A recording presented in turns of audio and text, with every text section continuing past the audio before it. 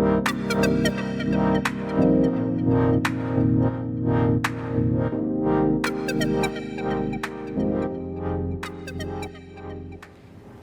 work that is done in this working group is very important in terms of the efforts that are being made globally to protect our environment and to combat climate change.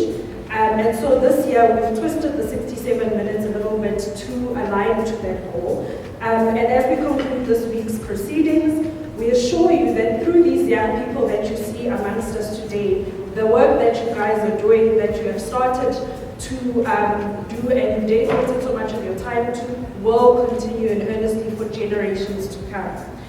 The learners you see amongst us today participated in a G20 Schools Essay Competition, a competition which was initiated to foster youth engagement in environmental stewardship by expressing their views on South Africa's environment and the role of the G20 in addressing global environmental issues.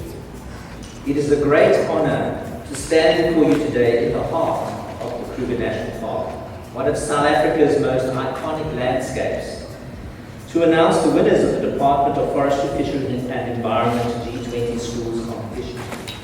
That we gathered here on Mandela Day, across South Africa and around the world, people dedicate 67 minutes of their time to serving others. 1 minute for every year Nelson Mandela spent in service of humanity. Madiba once said, "Children are our greatest treasure. They are our future."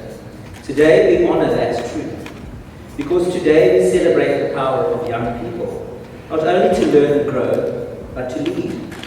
This competition invited grades 6 and 7 learners from 20 schools in the Bushbuckridge local municipality to answer one powerful question.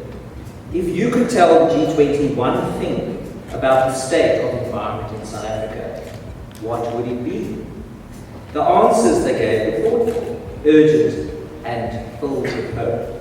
They wrote essays and poems about pollution, drought, deforestation, and climate change. But they did not write from textbooks alone. They wrote from experience, from the streets they walk every day, the rivers they depend on, the trees they see disappearing, and the seasons they see changing. This afternoon, the learners from the top 3 schools have presented their messages to you from some of the world's leading environmental experts. That is not only impressive, it is inspiring.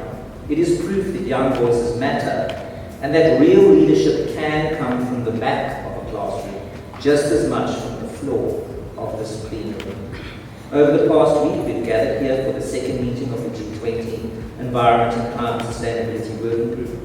South Africa's presidency of the G20 comes at a defining moment, a time when the decisions we take today will shape our shared environmental future.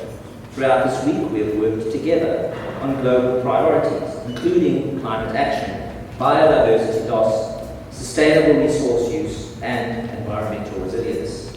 These discussions are vital, but we also know that change begins at home.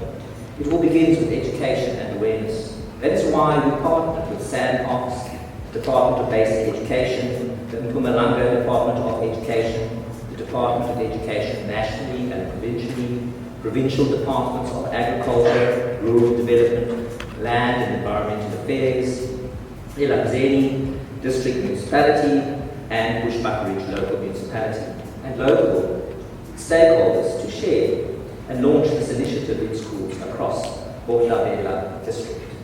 Our goals are simple: to raise awareness about the G20 and its focus on sustainability, to encourage children to think critically and creatively about the environment, and to give them a platform to share their views and to be heard.